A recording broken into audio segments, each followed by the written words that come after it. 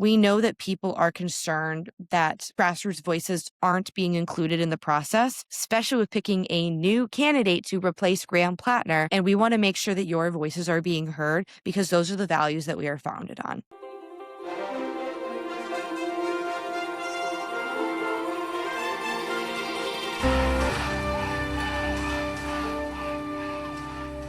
Hi, everybody. Welcome back to another episode of Concepts of a Pod. This is going to be a little bit of a different one.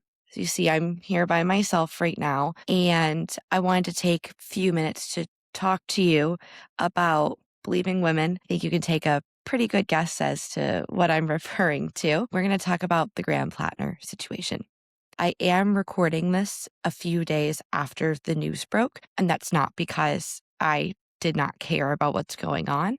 That's not because I didn't know what to say. It's because I have felt overwhelmed with what should be said and why the onus is falling on women for talking about all of this online and having to always lead the fight against mediocre white men. And this whole thing it's very sad for the victims. And I want to say that with, the thought that our organization is founded on the voice of supporters. But there's times where we need to take a moral stand on what's right. And I know that our supporters overwhelmingly loved Graham Platner, but we criticized him anyways. He gave off this vibe and I never liked it. You can go back and watch. You can go on our social media. You can see that I have never really liked him. And you can tell that whenever we talked about him, I either stayed quiet or I didn't say anything nice about him. And it doesn't make me feel good to be right. I want to make that very clear. But as the executive director of New Digital Now, taking a moral stand and saying that we were pushing behind the scenes for Graham Platner to drop out. And I'm going to take it a step further. And Morris Katz, Graham Platner campaign, if you're listening, you need to refund everybody who's asking for their donations back, because I saw that you are denying some of that, and I saw that Act Blue is denying some of that. You need to go return all those donations to those people who want them back. Anyways, just like we called for Eric Swalwell, who was running for California governor, to withdraw when he had credible sexual assault allegations and sexual harassment allegations against him. Again, glad that Platner has suspended his campaign, but the continued denial and blaming of the establishment over Graham Platner being accused of sexual assault is unacceptable. When we say believe women, we mean believe women. I'm not sure how else to explain that, but it's the reason that we keep having these horrible people end up in these nomination positions and in elected office. I'm not saying that we only need to elect women and only need to listen to women, but we are not treated as equals. We are still treated as second-class citizens in many, many ways. And that's not how this should be. Like, I'm going to take a second to point out how many posters and things I have in here that are all women that I look up to deeply, and they're all very successful women, and a lot of people listen to them. We can't just be listening to these women who are on top, but also no one listens to Sabrina Carpenter or Taylor Swift either. And it's disappointing to see that people still continue not to listen to women. And to stop awful men from becoming successful, women have to come out publicly in a big way to share some of the things that have harmed them the most. One of the reasons that I have felt really uncomfortable and apprehensive about making this video, this is like the fourth time I've tried to film this over the last few days, is because this situation hits really close to home for me. And you've probably heard me say that during the Swalwell fiasco as well. And that's because I am also a victim of sexual assault. And I was sexually assaulted by one of my coworkers on a political campaign I worked on many years ago. And I understand that, this victim was not someone who worked on the campaign. This is well before Graham Platner decided to run for office. But people are more likely to be sexually assaulted by someone that they know and work with, or a friend, or someone in a relationship and either a partner, than a stranger. And that's something we don't talk about a whole lot. And another thing that a lot of women say is, hey, I think my friend's acting weirder. Hey, I think your friend's acting weirder. My coworker's been weird to me. That's where most sexual assaults happen. So just seeing this happen over and over again is really difficult to process and take it all in. But I am not the only one that this has happened to. I know several other women actually on many different political campaigns who have also been victims of sexual assault by their coworkers, and many of them by the same person who did it to me. It's a really, really bad toxic trait that happens on a lot of campaigns. And that being said, I don't wish to speak further on my experience because I simply don't want to, but I'm sharing with you so that if you feel really uncomfortable about all of this, or if you are feeling really upset by all of this, or this is bringing up memories from things that have happened to you, you are not alone. And also, it's not your fault. No means no, and coercion is not consent. To move on to another piece of things that has been really frustrating is seeing people online with the "I told you so" versus like taking accountability for supporting Graham Platner. I saw so many people like dunking and like posting pictures of like a ribbon saying, "I never supported Graham Platner. I always thought he was a weirdo."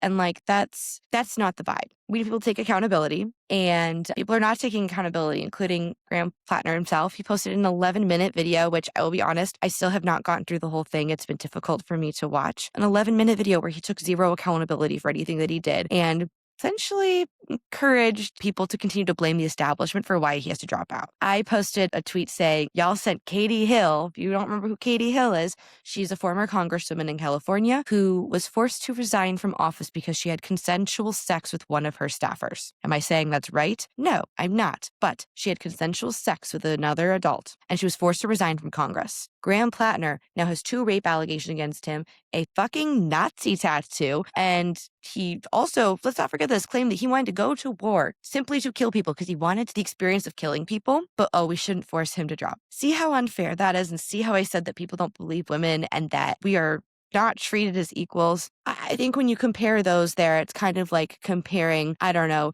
an apple to like a fucking landmine. Which one are you going to want to take a bite into? I guarantee it's the apple. It's been really disappointing seeing the total lack of accountability from so many people. And there's a lot of big influencers and electeds who chose to endorse Graham Platner that did not take accountability for ever supporting him. All they said was, "Oh, he should drop out. These allegations are serious." Or some of them were like, "Well, I don't know. The establishment may be doing this, but like, if these are true, he should drop out." No, the establishment did not make Graham Platner rape 2 women. The establishment did not make Graham Platner get a Nazi tattoo. The establishment did not make Graham Platner say, "Oh, I'm going to enlist in the US military because I want the experience of killing people." That was all Graham Platner. When it comes to progressives, a lot of people don't want to take accountability for their mistakes. And a lot of progressives believe that they can't make any mistakes. That is where our party splits and divides and fractures, and where we have our most amount of problems. And those problems are just getting larger and larger and more glaringly obvious. I saw this tweet somewhere that said that AOC was a bartender, and you can tell. And you want to know why? Because bartenders have to sit and learn how to read people very quickly before a situation begins. Someone can walk in the room and a bartender's going to know exactly what kind of person that is. As someone who's done field and has to go do lots of door knocking, text messages, phone calls, or staff my candidates and walk into a room and have to understand and survey the room. And when someone comes up, the way they talk, the way they're acting, what their vibe is so that I can protect people in the situation. I am very, very, very, very, very on board with this line of thought. AOC never endorsed Graham Platner, and I believe it's because she got a weird vibe from him. And this is not an "I was right, you were wrong" situation. This is not an "I told you so" situation. This is a let's be better about our instincts and surveying people before we just go full in on them. Let's do better at vetting people. Let's do a lot better at vetting people. And let's maybe stop picking mediocre white men who have Nazi tattoos and are rapists and have pedophile kick accounts and who wanted to go to war simply for the experience of killing people, which most of those things were found in vetting for Graham Platner. And let's start picking better candidates and maybe start picking some candidates that are not just white men. Let's make this more diverse. And yeah, there's not just rapist Nazi white men for us to pick to be our Democratic candidates. We should be choosing better. And if you don't like the establishment candidates, then you need to choose better progressive candidates. And if we don't like the progressive candidates that are being chosen, we need to choose better people overall.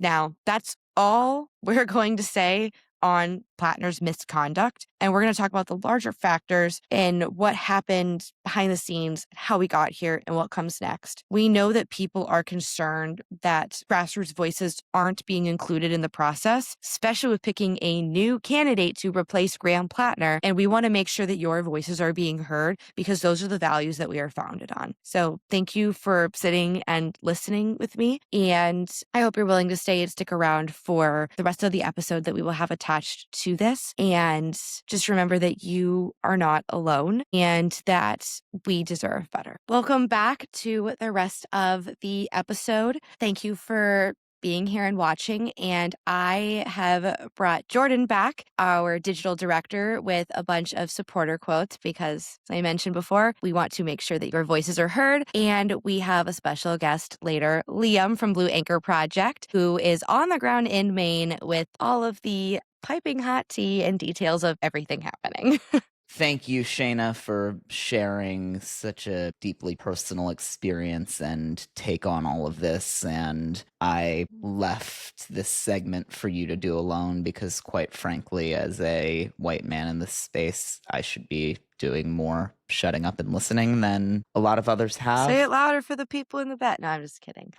You do though? more than most people. Yeah. I try, and I mean, that really is why we built this entire ecosystem here at New Digital Now, is to listen to the thoughts and comments of the grassroots donors on the ground who power this movement, who I think through all of this, from everything I've been reading in our supporter thoughts and comments, really feel like they've been kind of jerked around on all sides of this and feel like their voices really haven't been heard by anyone. So we recorded an episode about Graham Platner about a month ago, and around that time we had put some focus groups in the field, and we didn't discuss as much of the supporter commentary then as we would have liked to because we were still waiting on the data fresh from a bunch of stories in the New York Times, but also I think we as leaders of this movement, like Shayna touched on earlier in this episode, sometimes have to speak to plain moral truths. And of course, we will always listen to our supporters, but that doesn't mean we're going to do everything that the majority says. That's mob rule. That's not leadership. And yeah, leadership it's tough sometimes. It's going against what everybody else is doing sometimes. It's going against what everybody else is saying or believes in sometimes. And if you feel a little scared for like pushing back and speaking up, probably means you're a leader, and it probably means that you're doing it right.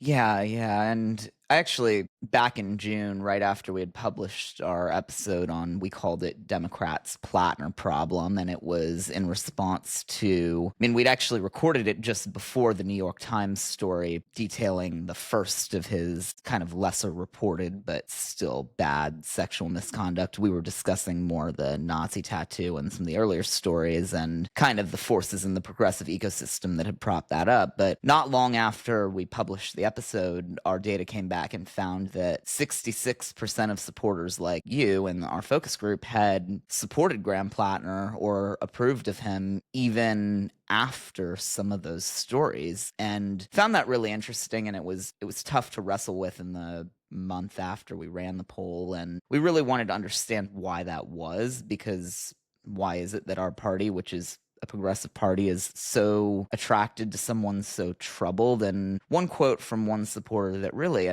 was so deeply touching and eye-opening to me in a way that, I'm just too young to have lived the experience or anything like it personally. Someone said, "I was a young bride when my husband was sent to Vietnam. I know what 7 months in Vietnam did to my ex. It isn't surprising that 4 rotations in the Middle East had an adverse effect on Mr. Platner. I have contributed to his campaign since the beginning, and I hope he kicks Susan Collins' ass." And that comment was from June 6th. He appealed to so many people, and I know that we mentioned that in the last episode. There's not a lot of military veterans in our elected body, or people who are so open about it and talk about things like mental health and such. And, it's a big part of the country we need to represent. It's just disappointing that he ended up how he did. I'm just going to push back on that for a second, though, because actually I think we've got quite a bit of veteran representation. It's just what we don't have is representation of kind of the caricature that I think we were trying to paste here, because That's if you want fair. representation of a veteran, just look at Tammy Duckworth. That's my senator. No, you're right. I was generalizing a bit there. It's just we see more Republicans who are veterans speak about that than Democrats who are veterans. And people related to him. He was also a little more normal than, well, seemed to be a little bit more normal than a lot of other people. I worry and wonder how much more normal for the typical man he is, and that how many more men do we need to worry about. But All of them. But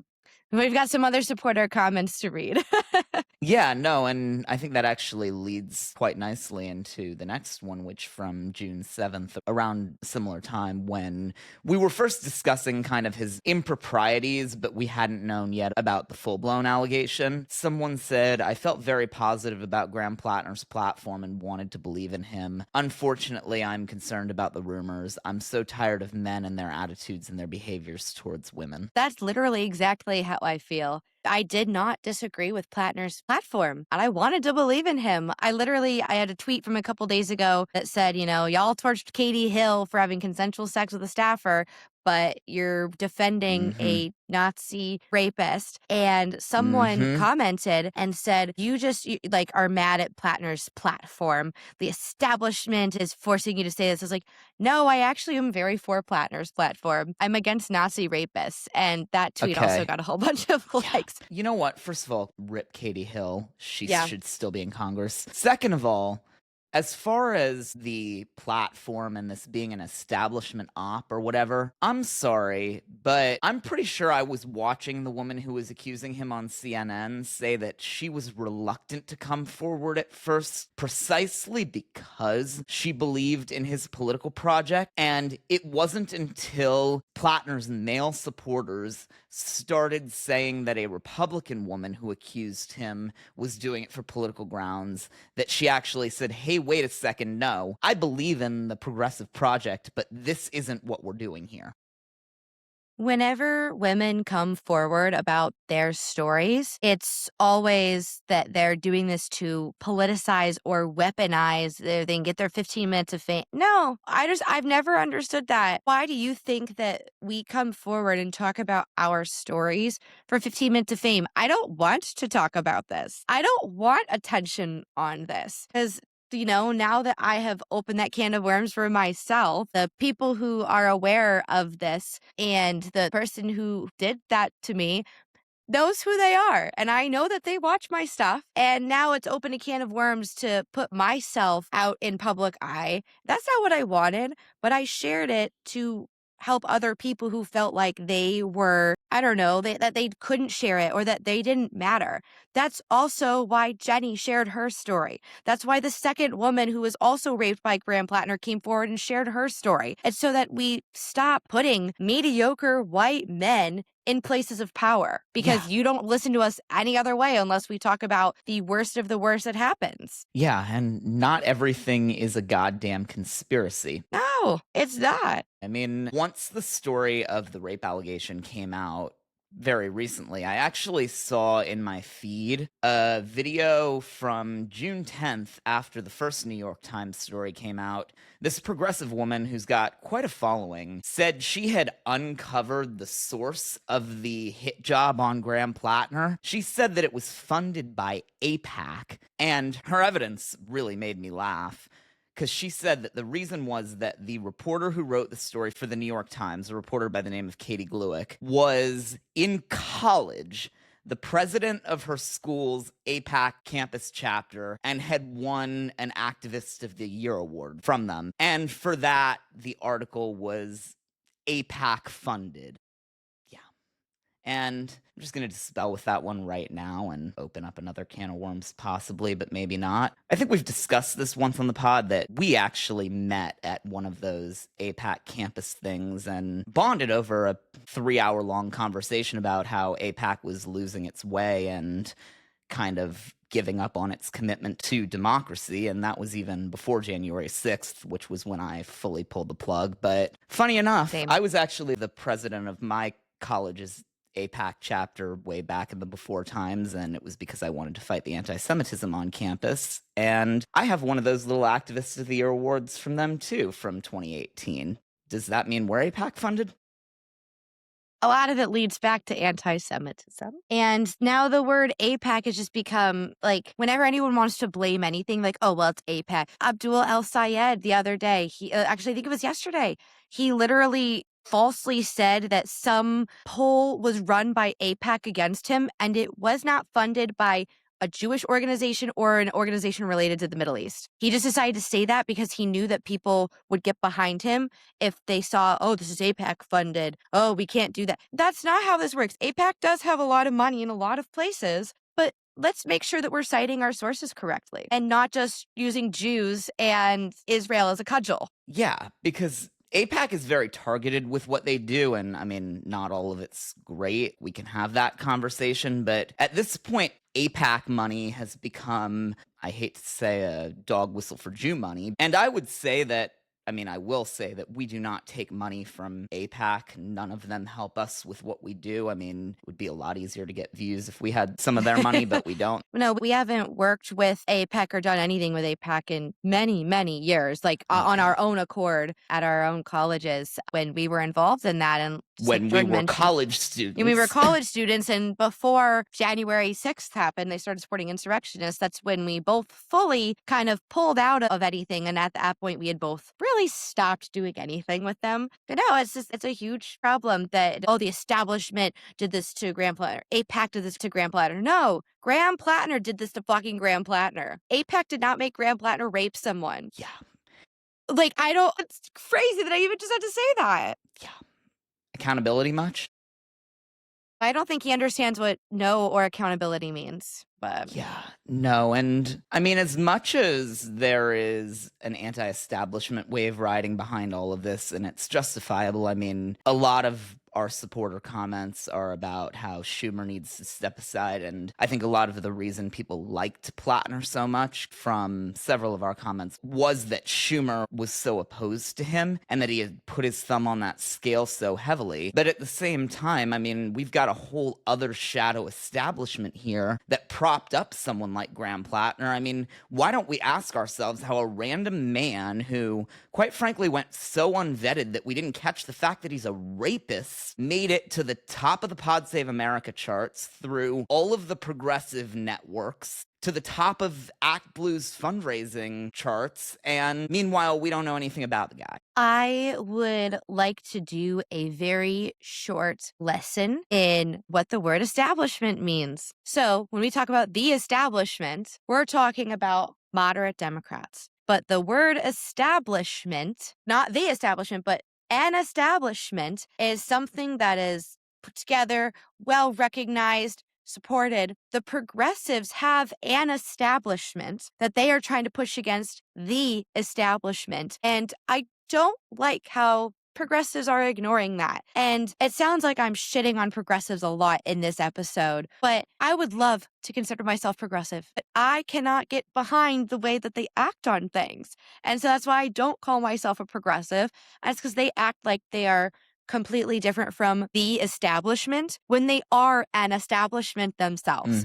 There's so much hypocrisy, and it just bugs me. It just bugs me a lot. I'm going to leave that there. So yeah, I know we've got a lot more supporter comments to get through because we should be listening to the people on how they feel about things, since Maine certainly doesn't want to do that. Oh, yeah, no. And I mean, it's funny, we asked our supporters what they thought of kind of the new Democratic Socialist establishment. And it was pretty split. A lot of them thought they were the future. A lot of them thought it depended on the candidates. Some also thought that they were hurting the party brand overall. But I think one of the most salient comments that one supporter said on July 2nd that sums it all up, that DSA and progressives and centrists need to stop infighting and attacking each other, support candidates that the people choose, and get to work beating the corrupt Republicans in November. And I think that really begs the question of, I mean, I think we can all agree we're progressive, but I think we should ask ourselves too, are we liberal? Do we believe in listening to other people's ideas when we disagree with each other and bringing forth the best path to progress that takes everybody into account versus what a lot of the far left has become, I would almost call an authoritarian movement, and the way they've gotten behind a Nazi rapist, I think, is a really good delineator between the liberal progressives and the authoritarian progressives. Yep. I don't have anything else to add to that. Yep. You hit the nail on the head. Yeah. One more thing I do want to add, though, on the quote-unquote establishment figure who brought Graham Platner into the ether is, I mean, we've talked about Morris Katz a lot, and we mentioned him on the previous episode, and Fight Agency, and how they've been able to capitalize and profit off of this anti-establishment wave to build their own establishment. But one man we haven't talked about was the man who recruited and vetted, or didn't vet, Graham Platner. Daniel Maraff, who I think we've seen a picture of him and his business partner being interviewed in the Wall Street Put the wanted Journal. poster on here. Put the wanted poster up.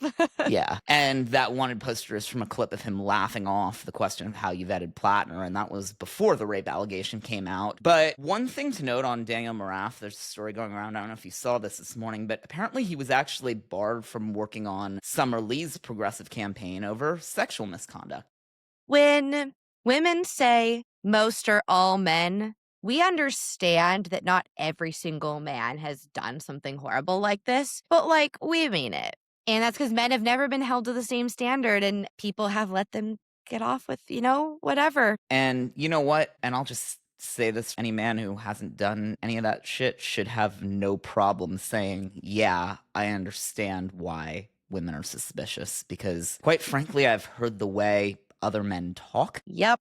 And Yep. I for a long time, this used to be a joke. It's no longer a joke. And you know what? I'll probably canceled for this in the future, but so be it. I have had a list on my phone of if there's an island, the world blows up, there's an island, and it's all women, what men are allowed to be on that island. And the only men that are on that list are Bill Nye the Science Guy and Cory Booker. No fucking joke. Neil deGrasse Tyson was on there, and then he got kicked off because he also had sexual harassment and assault allegations against him. So those are the only two men that are allowed on the island. The Neil deGrasse Tyson one was heartbreaking, by the way. No, that was so heartbreaking. He took away devastating. Pluto, and then he ended up being a really awful man, too. But Yeah. Oh my anyways, God. it used to be a joke that there were no good men in the world, and it keeps becoming more and more true every day. I was going to say I don't know what to say, but I actually do know what to say, and that's do better. Yeah. Do better. Literally. It's really easy to not rape women. Shouldn't have to say that, but it's really easy to not rape women and to not make women uncomfortable. I think you mentioned earlier a tweet that I know I saw too about why AOC never endorsed Graham Platner and all the shit she got for it. And I think someone said it's because she was a bartender and knows when a guy has a vibe. Yep. When you work a job like that, or even me doing field stuff, you have to survey the room and you clock exactly who people are very, very quickly. Yeah.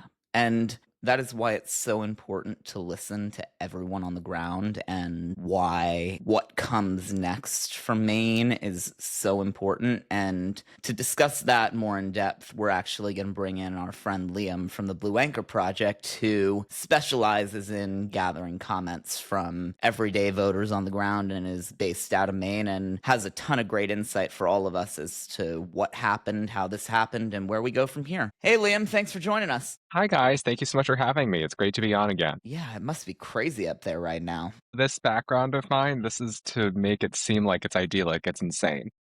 Oh, I'm sure. And why don't you just let our audience know kind of where you are in the middle of this whole cluster and where you're positioned to see everything on the ground? Well, I was part of the state party for over 6 years. Ironically, I started out in the party when I kicked off my political kind of accoutrement experience back in 2018. I joined College Dems, and because it was so small, got very quickly elevated into the party, and I ended up serving on the executive committee and the state committees, as well as county committees all across the state. So I know all the players in the games. Thankfully, I am no longer on those big committees because, trust me, you don't want to be on them. It's nuts. So I am thankfully in a position that I'm always in because that's how it is. I just don't have to be the ones in the room making all the decisions, but everybody tells me everything because everybody asks me, so what's your opinion on this? What's this going on? So I'm kind of like the go-to guy that everybody asks for about process stuff, which is hilarious. But this is the process stuff is what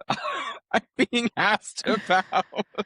Yeah, and we appreciate you taking the time to share it with us. Of course, you guys are always the first call I will always take. Thank you. And our supporters really appreciate it too. And they actually have a lot of comments on what they want to see. And I'm Good. sure you're hearing them too, and probably why you're glad you're not still on this committee taking the knives that are out for all these guys. But yeah. I have so many opinions that I can't say about the state committee and all that game, but I'll be as nice and as analytical but honest as I can. Yeah. So the two things that I think I wanted to share with you to frame our conversation about what's going on the ground. First, someone said, and I think this sums up a lot of what we've been seeing both in our focus group and on social media, is that, quote, the people of Maine overwhelmingly chose a progressive for this race. Do not shove a neoliberal centrist or corporate candidate down our throats. And that was a comment directed directly at the Maine Democratic Party that we are bringing to this podcast so that they see it live, and it was commented on July 9th. And then, interestingly, more on the process side, one supporter said they would support a convention to elect a new candidate if the voters are representative of the Maine Democrats. So, with all that being said, Liam, can you tell us a little bit more about kind of what the process as it stands is going to look like and what's going on the ground?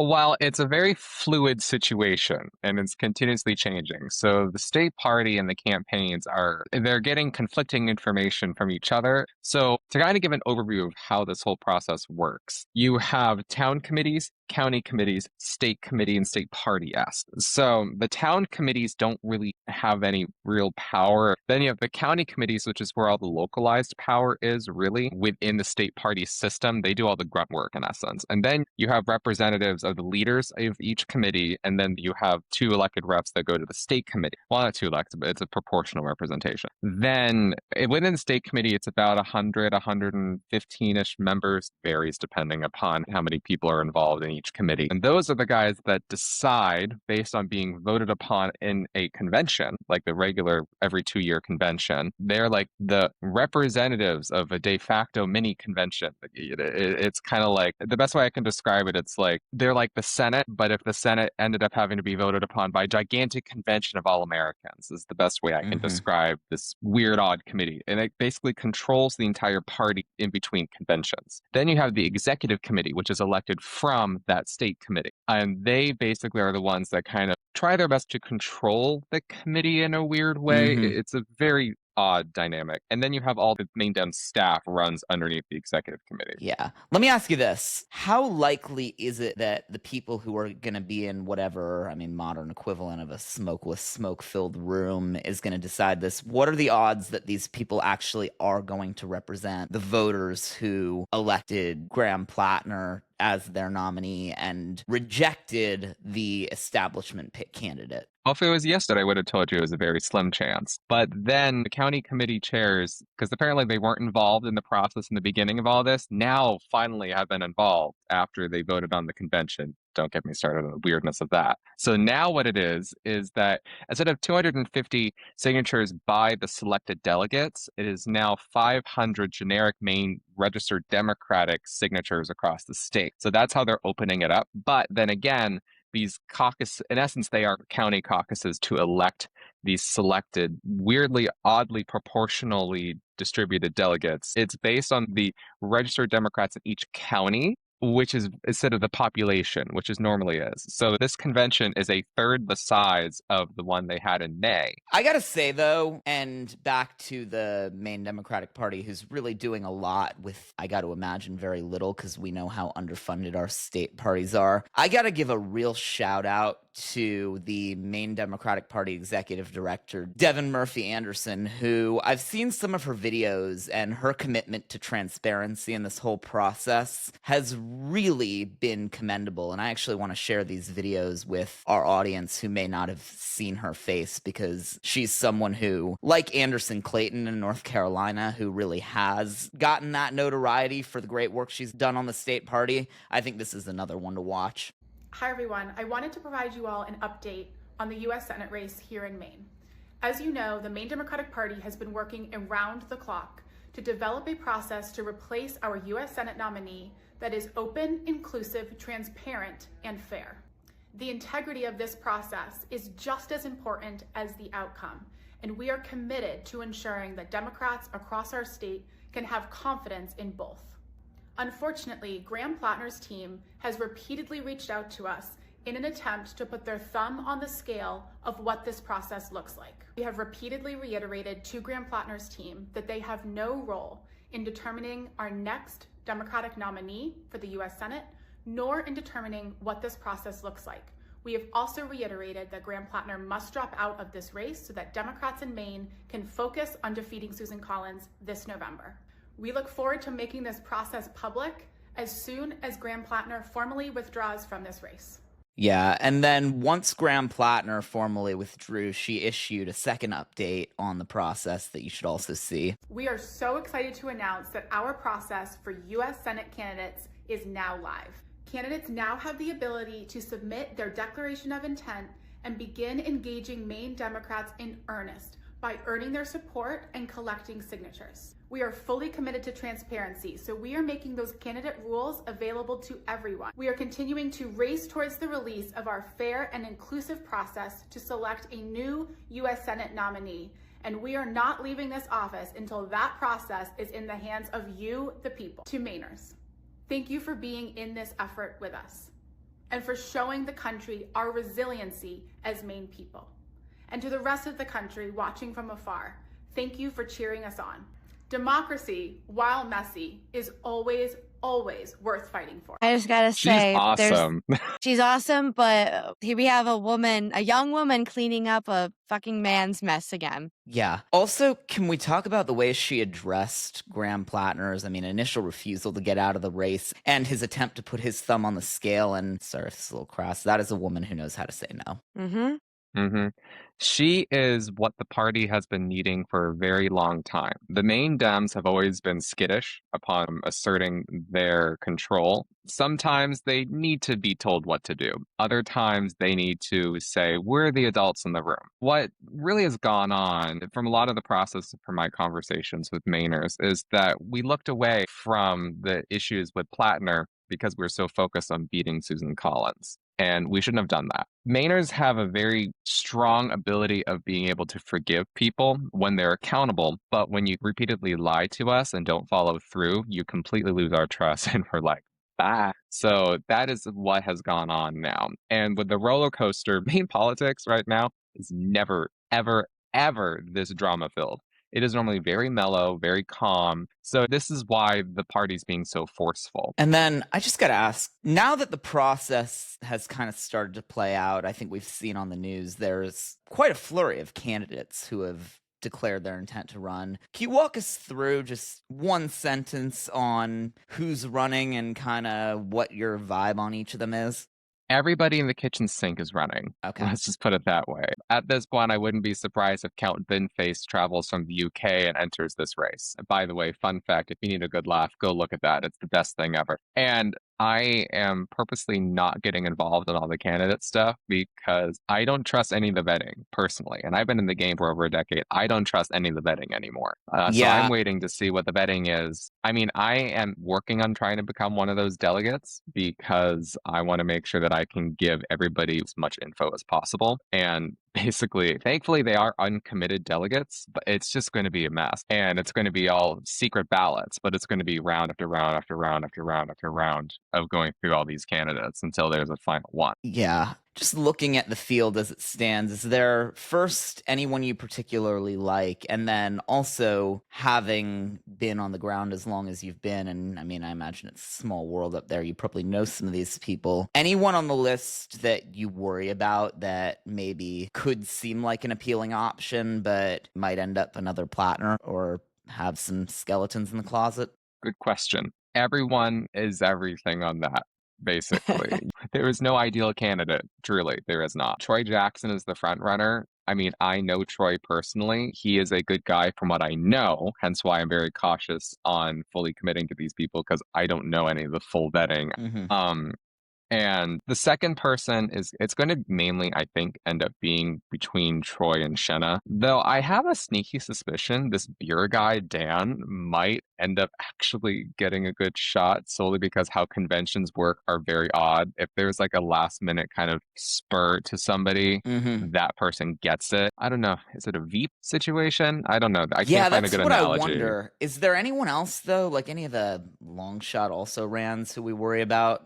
God, if it's David Costello, he's going to try to get rid of the Senate. We have that one. Then you have Shaw is an interesting candidate because he says all the right things, but he's not necessarily for the people of Maine. Yeah. And that's the big problem. There's a lot of concern about him. I saw something in Illinois about him. Didn't Tammy Duckworth say that there was an issue with him? Tammy Duckworth and Dick Durbin, who are senators in Illinois, both have not supported Shaw since he was the director of public health in Maine, right? There were a lot of people who died under his direction in that position. And someone pulled that back up and dug it up, and Tammy Duckworth just re-upped it and said, yeah, no, I still don't support him and will not support him. He was the one that got us through COVID. And why people like him is because he always was very open with his communication. He held a daily press conference about what's going on. He was so popular, they made chocolate bars named after him. Shaw bars, actually. We were doing some weird stuff during COVID. We were high on lobster fumes, I swear. Yeah. I think what I'll leave you with this is that it is a lobster cage fight with the rubber bands off. That is the best way to describe this entire process. Honestly, Liam, the way you're describing how all of this works, it sounds like it's going to be like a conclave situation. We're going to come out with like someone thank you. Totally. That's what I was trying to come know. up with the analogy of. Yes, it's the conclave. Yeah, like it sounds just like conclave. What color smoke? Yeah. Well, depending upon how the Maine Democrats go, I mean, they just changed their entire logo, which that's new to me. So it could be whatever color people decide. Red for lobsters? I don't know. I know, Anna. Red for Republicans, you mean? Lobsters are red. Well, interesting fact, the Muskie Lobster Bake is on the 19th. It's the day after the caucuses. And that is the big fundraising event for the Maine Democratic Party every single year. So it's going to be very interesting to see how that all plays out. And that's something that supporters should know about and keep a very close eye on. I'm actively trying to keep everybody as up to date as possible. I always am live on Twitter, making sure the process is clear as possible. So if you all want to know anything, just go to my Twitter account and I'll try my best to keep up to date. Yeah. And that is why, while Democrats are figuring this out, New Digital Now and the Blue Anchor Project have teamed up to start building a grassroots independent campaign to take on the $40 million independent war chest that Susan Collins has funneling through her dark money networks. And that all starts with SusanCollinsForSenate.com, which you can go visit. If you'll see it, you'll notice that we bought that website because she forgot to, and we are turning it into the backbone of our campaign to defeat her. We would love for you to join us. Go learn more. Let us know everything you hate about her, and we will turn it into attack ads. Trust me, you have no idea how excited I was when I discovered that thing was. I immediately texted Jordan. I was like, oh my God, look what I got.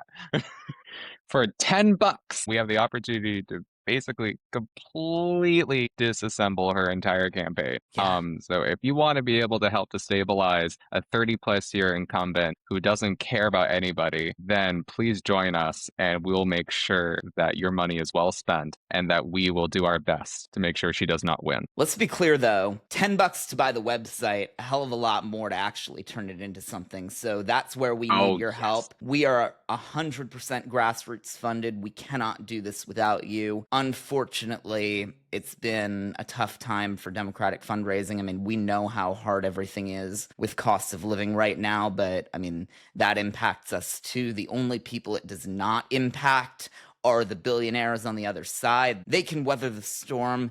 We can't do it alone. It really will take all of us to get through this, and we appreciate your support. Unlike everyone else hitting you up, we can promise you that we'll listen, that we'll take your voices and make it the center of what we do, and we look forward to being open and transparent and honest with you and sharing what's next, and we look forward to having you along. Yeah, thank you for trusting us to share all of your voices. It means the world to us.